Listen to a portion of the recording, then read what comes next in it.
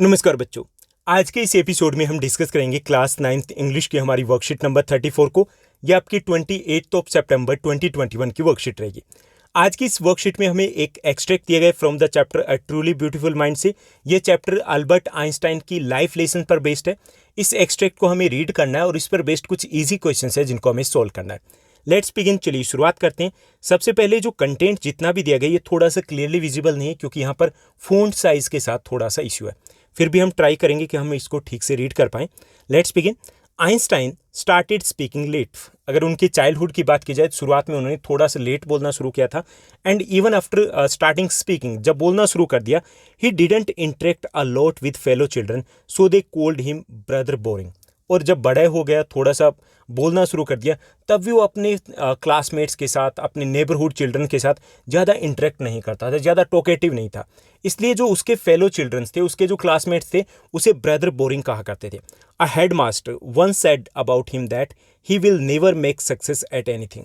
और उनके टीचर ने भी एक बार उनकी इसी हैबिट से तंग आकर के बोल दिया था कि तुम्हें लाइफ में कभी भी सक्सेस नहीं मिलेगी, क्योंकि कोई भी क्वेश्चन पुट किया जाता वो रिप्लाई ही नहीं देते थे और किसी भी चीज़ में वो अपना इंटरेस्ट था, एक्साइटमेंट शो ही नहीं करते थे। अगर बात की जाए तो he was a good student, वो एक अच्छे स्टूडेंट थे। He was having the interest in the study में उनका अच्छा खासा इंटरेस्ट था। But he hated the schools regimentation का मतलब जो स्ट्रिक्ट इन्वायरमेंट था, स्ट्रिक्ट डिसिप्लिन था, वो उसे बिल्कुल भी पसंद नहीं था। एंड स्पेशली एट म्यूनिक, जहाँ म्यूनिक में उसका शुरुआत का जो स्कूल था, स्कूलिंग उसने की थी, तो वहाँ पर उसे बिल्कुल भी वो इन्वायरमेंट अच्छा नहीं लगता था। And often had classes with the teachers, और कई बार टीचर्स के साथ इसी टॉपिक के ऊपर उनकी आर्गूमेंट्स भी होती रहती है। At the age of the 15 he left the school for good, और 15 के एज में उसने कुछ बेटरमेंट के लिए उस स्कूल को छोड़ दिया। And then he went to Switzerland which was comparatively liberal than Munich, और उसके बाद वो स्विट्जरलैंड चला जाता है जो कि म्यूनिक के कंपैरिजन में काफ़ी लिबरल था। इट मीन्स वहाँ का स्कूल का एनवायरनमेंट इतना ज़्यादा स्ट्रिक्ट नहीं हुआ करता था।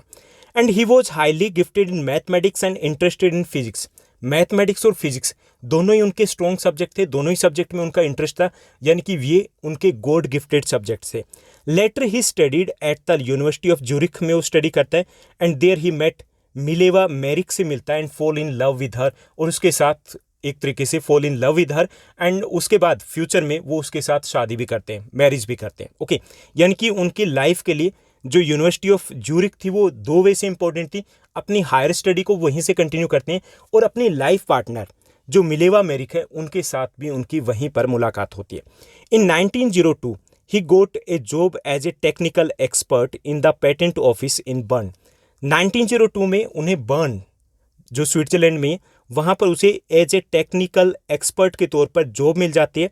Instead of assessing the other people's inventions, Einstein was actually developing his own idea in secret, कि वो वहाँ पर किसी और लोगों के आइडियाज़ को एसेस करने के बजाय सीक्रेटली वो अपने आइडियाज़ के ऊपर वर्क कर रहा था। He was working on for the invention of something, कि कुछ नया इन्वेंट करने की कोशिश कर रही थी। And he is said to have jokingly called his desk drawer at work the Bureau of Theoretical Physics, और अपने यहाँ पर जो उनका खुद का डेस्क ड्रॉवर था उसे वो ब्यूरो ऑफ थियोरिटिकल फिजिक्स कहा करता था। यानी जहाँ पे वो काम करते थे तो अपने काम के साथ साथ अपना जो एम था, अपना जो इंटरेस्ट था फिजिक्स में, उसके ऊपर भी फोकस किए हुए थे। On personal front his mother was against his marriage according to her. Mileva was a book like Einstein, यानी कि पर्सनल अगर उनकी लाइफ की बात करें तो पर्सनल लाइफ उनके लिए उतनी ईजी नहीं जा रही थी कि उनकी जो मदर थी वो उनकी मैरिज के अगेंस्ट थी। But finally 1903 they goat married, लेकिन 1903 में वो उनकी आपस में शादी हो जाती है मिलेवा के साथ। And though after birth of 2 sons and a few years later the marriage faltered, यानी कि उसके बाद उनका आपस में ब्रेकअप हो जाता है, एक तरीके से वो दोनों अलग हो जाते हैं। एंड दे गोट डाइवोर्स्ड इन 1919, यानी कि after 16 years of marriage they got divorced. 1919 में वो डाइवोर्स ले लेते हैं। इट मीन्स अपनी पर्सनल लाइफ में वो इतने ज़्यादा सक्सेसफुल नहीं रहते। One of the famous paper of 1905 was Einstein special theory of relativity. 1905 में उनका एक पेपर पब्लिश होता है जिसमें उनकी फेमस थ्योरी थी, स्पेशल थ्योरी रिलेटिविटी है, उस पर बेस्ड होता है।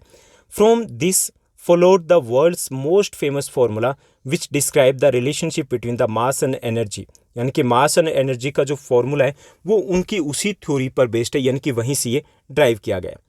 उसके बाद अगर हम बात करें उनके लाइफ की कि आगे क्या होता है, 1915 he had published his general theory of relativity.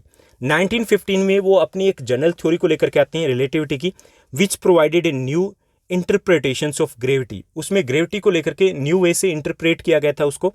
And the newspaper proclaimed his work as the scientific revolution, यानी कि उसकी उस थ्योरी को, आइंस्टाइन की उस थ्योरी को एक साइंटिफिक रेवोल्यूशन कहा गया था। Einstein received the Nobel Prize for physics in 1921 में उनका फिजिक्स में जितना भी वर्क था, जो कुछ भी वो कर रहे थे, उसके लिए उनको हाईएस्ट प्राइज मिलता है, नोबेल प्राइज मिलता है। When the Nazis came to power in Germany in 1933, Einstein immigrated to the United States, कि जब नाजीज आ चुके थे पावर में जर्मनी में 1933 में, तो जो आइंस्टाइन है वो यूएस से चले जाते हैं। 5 years later hit the discovery of nuclear fusion in Berlin had American physicists in an uproar, for they were afraid the Nazis could build and use an atomic bomb। कि उसके 5 years के बाद 1938 में जो नाजीज हैं वो atomic energy को use करना सीख जाते हैं, यानी कि उसको एक तरीके से इन्वेंट कर लेते हैं। तो जितने भी फिजिसिस्ट होते हैं, जितने भी साइंटिस्ट होते हैं अमेरिका के, एक तरीके से उनमें एक दहशत होती है, अप्रोर मतलब दहशत, डर बैठ जाता है कि हो सकता है नाजीज है इसे एटम बम बना ले, और अगर एटम बम बना लिया तो उसका वो मिसयूज करेंगे।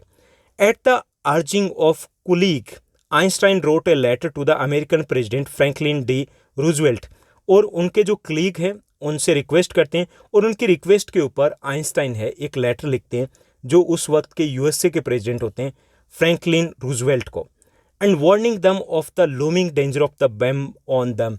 और उसमें वो एक तरीके से उनको वार्न करते हैं कि अगर एटम बम को यूज़ किया गया तो उनके लिए भी काफ़ी डेंजरस प्रूव होगा, न केवल वो पूरे वर्ल्ड के लिए बल्कि खुद यूएसए के लिए भी ये डेंजरस प्रूव होने वाला है। The American developed the atomic bomb in secret project of their own, और जो अमेरिकन है वो अपने सीक्रेट प्रोजेक्ट में एटॉमिक बम है उसको डेवलप कर लेते हैं, and dropped it on the Japanese cities Hiroshima and Nagasaki in August 1945 में वो हिरोशिमा और नागासाकी के ऊपर ड्रॉप कर देते हैं। ओके, यानी कि ये सब कुछ उसी वक्त हो रहा था जब आइंस्टाइन थे वो यूएसए में सेटल हो चुके थे। Einstein was deeply shaken by the extent of the destructions, और जितना डिस्ट्रक्शंस होता है पूरी तरीके से जो दोनों सिटीज़ है वो डिस्ट्रॉय हो जाते हैं, तो इससे काफ़ी ज़्यादा अपसेट होते हैं Einstein. And this time he wrote a public missive to the United Nation, इस बार वो एक पब्लिक लेटर, ओपन लेटर लिखते हैं यूनाइटेड नेशंस को।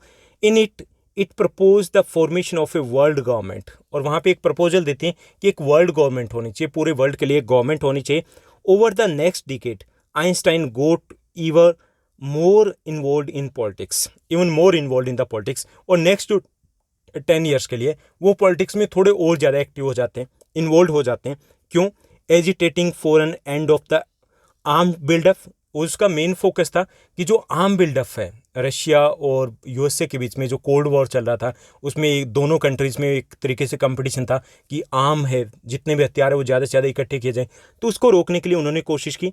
And using his popularity to campaign for peace and democracy, इसके साथ साथ उन्होंने कंपेनिंग की थी पीस के लिए, शांति के लिए और डेमोक्रेसी के लिए।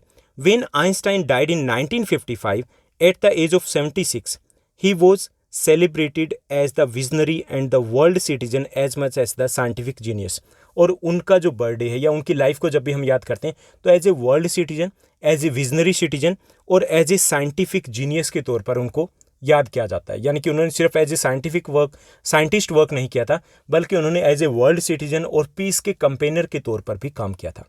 तो ये हमारा एक लॉन्ग एक्सट्रैक्ट था a truly beautiful mind chapter से। अब इस पर बेस्ड कुछ ईजी क्वेश्चंस है जिनको हमें सोल्व करना है। चलिए देखते हैं कौन से क्वेश्चंस रहेंगे। यहाँ पे फर्स्ट हमारा क्वेश्चन दिया गया, Einstein was brother boring for other children because he, बाकी बच्चे उनके लिए वो ब्रदर बोरिंग था, क्यों? फर्स्ट ऑप्शन है लाइक टॉकिंग अबाउट हिमसेल्फ, वो खुद के बारे में बात करना पसंद करता था। सेल्डम इंटरेक्टेड विद दम, उनके साथ शायद ही कभी बात करता था। थर्ड ऑप्शन है वॉज ऑलवेज आस्किंग क्वेश्चंस, हमेशा वो क्वेश्चन पूछता रहता था। कैप टॉकिंग अबाउट मैथ्स, हमेशा मैथ्स के बारे में बात करता था। तो इसमें आपका करेक्ट आंसर सी रहेगा, सेल्डम इंटरेक्टेड विद देम, यानी कि सी आपका करेक्ट आंसर रहेगा। ओके, वो शायद ही कभी दूसरों के साथ बात करता था, इसलिए उसे ब्रदर बोरिंग कहा जाता था। नेक्स्ट जो सेकंड क्वेश्चन है, Einstein left the school in Munich for good, does not imply that, किस गुड में, अच्छी चीज़ों के लिए उन्होंने स्कूल को छोड़ा था, इसमें क्या इंक्लूड नहीं था। 4 ऑप्शन दिए गए। फर्स्ट ऑप्शन है आपका it paved the way for his success, इसमें अच्छी चीज़ ये थी कि उसको सक्सेस की तरफ आगे के लिए एक रास्ता मिल जाता है। Second, he got a better opportunity, उसे वहाँ पर बेटर अपॉर्चुनिटी मिलती है। थर्ड ऑप्शन है he was creating nuisance there, वो वहाँ पर प्रॉब्लम क्रिएट कर रहा था। ओके, एंड डी है he was fed up of the strict discipline, वो वहाँ के स्ट्रिक्ट डिसिप्लिन है उससे वो फेड अप हो चुका था। तो इसमें जो 3 स्टेटमेंट है, फर्स्ट और बी है सेकंड और डी है, ये ट्रू है। जो सी है यहाँ पर he was creating the nuisance there, वहाँ पे वो प्रॉब्लम क्रिएट कर रहा था, ये ट्रू नहीं है। तो हमारा जो करेक्ट आंसर रहेगा सी रहेगा, यानी कि ये उस गुड में इंक्लूड नहीं है। ओके, तो फर्स्ट का आपका आंसर जो था वो आपका सी था और सेकंड का आंसर भी सी रहेगा।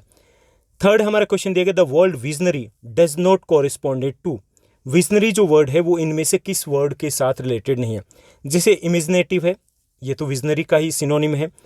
टैलेंटेड है और विजनरी है, these are the 2 different thing, तो ये सिनोनिम नहीं है। यहाँ पर दिए गए ईगल आइट, इसको भी हम विजनरी कह सकते हैं, एंड फार साइटेड, इसको भी हम विजनरी ही कहेंगे। तो इसमें करेक्ट आंसर आपका सेकंड रहेगा, तो बी ऑप्शन आपका करेक्ट रहेगा। उसके बाद हमारा फोर्थ क्वेश्चन दिया गया, चलिए इसको देखते हैं।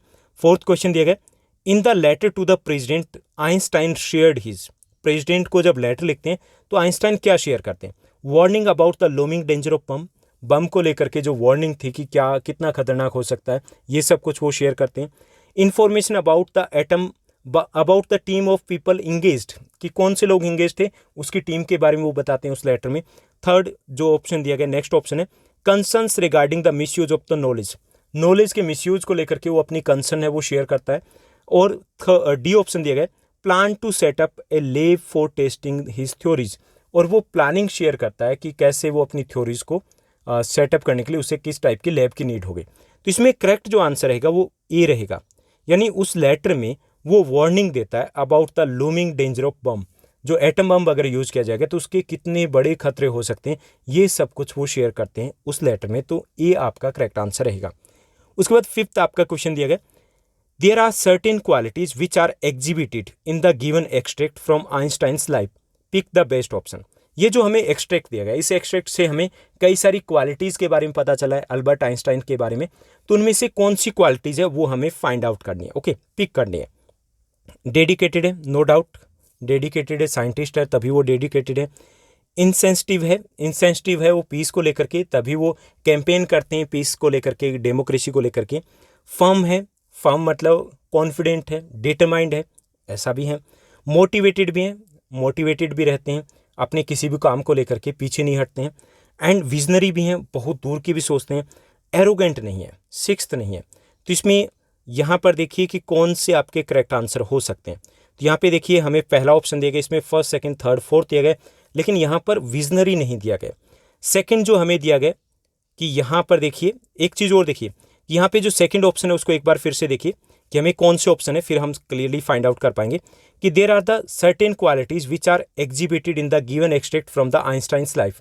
आइंस्टाइन की लाइफ से रिलेटेड जो एक्सट्रैक्ट दिए गए, इससे हमें सर्टेन जो उनकी क्वालिटीज़ है उनके बारे में हमें पता चलता है। ठीक, तो इसमें कौन सी क्वालिटीज़ है जो यहाँ से हमें उठाने हैं, तो वो डेडिकेटेड है, नो डाउट। इनसेंसिटिव नहीं है, सेंसिटिव है, वो सेंसिटिव है ना, इनसेंसिटिव होता है जिसको कोई फर्क नहीं पड़ता, जबकि उनको फर्क पड़ता है ना, तो इनसेंसिटिव नहीं है।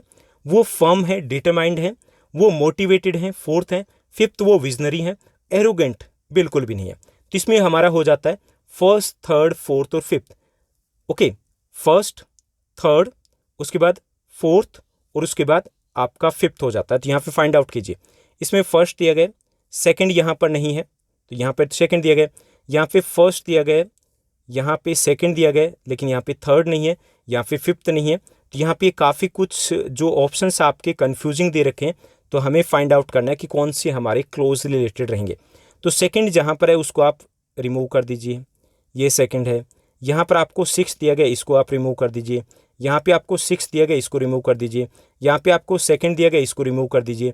यानी इसमें से कोई भी ऑप्शन है वो करेक्ट आंसर नहीं है। ठीक, तो यहाँ पे आपका करेक्ट ऑप्शन है वो लिख सकते हो आपका first third fourth and the fifth one. Okay, तो ये आप एक अलग से ई ऑप्शन बना दोगे, वो आपका करेक्ट आंसर रहेगा। ठीक, तो आपके लिए कोई कन्फ्यूजन ना रहे, तो इसलिए इनमें से कोई भी ऑप्शन है वो करेक्ट आपका नहीं है, तो उसको आपको एडिट नहीं करना है, एक फिफ्थ ऑप्शन है वो क्रिएट करना है। उसके बाद सिक्स्थ आपका क्वेश्चन दिया गया, Einstein got involve in politics not because he wanted to. Einstein है वो पॉलिटिक्स में इन्वॉल्व होते हैं, किसके लिए नहीं होते, यानी कि उनके पर्पज है, 3 तो पर्पज है, लेकिन इन 4 ऑप्शन में से एक उनका पर्पज नहीं था। फर्स्ट है stop the race of building arms, इसके लिए वो इन्वॉल्व होते हैं, करेक्ट है ये। प्रमोट पीस एंड डेमोक्रेसी, इसके लिए वो इन्वॉल्व होते हैं। डी दिया गया work in favour of the people, इसके लिए वो इन्वॉल्व होते हैं। Move up in the bureaucratic circle में ऊपर जाना चाहते थे, इसके लिए वो इन्वॉल्व नहीं होते हैं, तो आपका बी करेक्ट आंसर रहेगा। तो एक बार फिर से देख लीजिए आपके करेक्ट आंसर कौन से रहेंगे। तो यहाँ पर आपका जो फर्स्ट क्वेश्चन दिया गया इसमें आपका सी करेक्ट आंसर रहेगा। सेकंड जो आपका क्वेश्चन दिया गया इसमें यहाँ पे बताना है कि गुड में क्या इंक्लूड नहीं था, तो इसमें भी सी का आपका करेक्ट आंसर रहेगा। यहाँ पर आपका बी करेक्ट आंसर रहेगा ऑप्शन 2। उसके बाद आपका जो फोर्थ क्वेश्चन दिया गया, फोर्थ जो क्वेश्चन दिया गया इसमें आपका करेक्ट आंसर रहेगा ए। जो आपका फिफ्थ क्वेश्चन दिया गया इसमें कोई भी करेक्ट आंसर नहीं है, हमें ई एक नया करेक्ट आंसर लेना होगा, उसमें ऑप्शन 1, उसमें 3, 4 और 5 ये आपको इंक्लूड करने हैं, ठीक। तो ई आपका करेक्ट आंसर रहेगा, एक नया ऑप्शन बन जाएगा। और जो आपका सिक्स्थ क्वेश्चन है इसमें आपका करेक्ट आंसर बी रहेगा। तो ये थी आपकी आज की इजी वर्कशीट। आई होप सब कुछ आपको अच्छे से समझ में आया होगा। अगर आपको ये वीडियो ये वर्कशीट अच्छी लगी तो इस वर्कशीट को लाइक और शेयर जरूर कीजिएगा। आज के लिए बस इतना ही। Thank you, bye bye, have a nice day.